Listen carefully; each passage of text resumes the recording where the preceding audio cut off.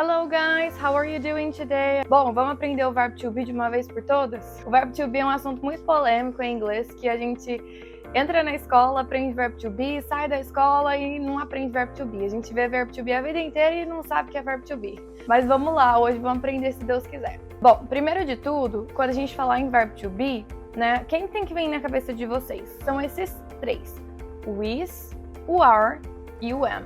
Esses três que são realmente verbo to be. Tá, mas quando que eu vou usar verbo to be? Para que ele serve, né? Como que eu vou colocar ele numa frase?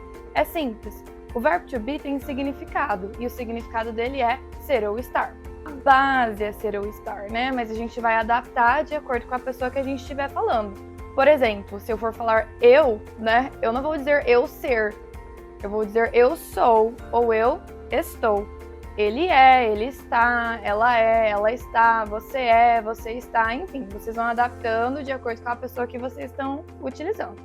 E na verdade é por isso que a gente tem três, né? Para cada pessoa a gente vai usar o seu verbo to be correspondente. Então eu vou falando e vocês vão repetindo comigo pra gente praticar. Vamos lá?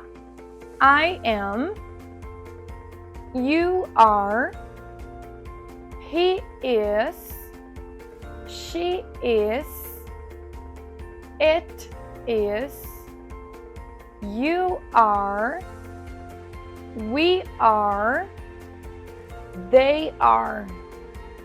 Bom, então pro I, né, a gente sempre vai utilizar o verbo to be am. Ele é o único.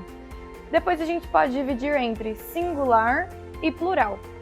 O is nós vamos utilizar para todas as pessoas que estiverem no singular, que são he, she, it. E o are para todas as pessoas que estiverem no plural.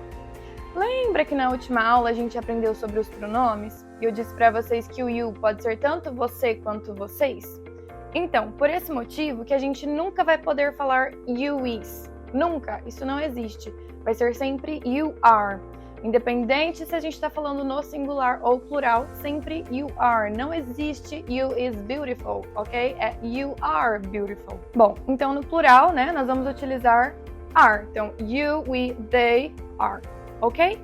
Beleza, já separamos cada to be com o seu pronome, né, com a sua pessoa. Mas como é que eu posso aplicar ele numa frase? Simples, né? O verbo to be não tem tradução, ser ou estar. Então você vai utilizar ele numa frase quando você quiser utilizar ser ou estar em uma frase. Então, por exemplo, se eu quero falar eu estou feliz, ou eu estou cansado, ou ele é americano, ela é brasileira, eu estou usando o verbo to be na frase. Então vamos praticar? Bom, então vamos pensar aí na frase, né? Ele é americano. Se eu quiser dizer ele é americano, como que vai funcionar isso em inglês? Então em inglês a gente vai usar he is American. E se eu quiser dizer que ele não é americano, o que a gente vai fazer? Então, nós vamos acrescentar sempre o not na frente do to be. Então, ficaria he is not American. Ou eu poderia utilizar a forma abreviada, né? He isn't American. Ok? Então, na negativa é simples, é só a gente colocar o not. Tá, mas e na pergunta? Em inglês, o nosso tom da voz não funciona.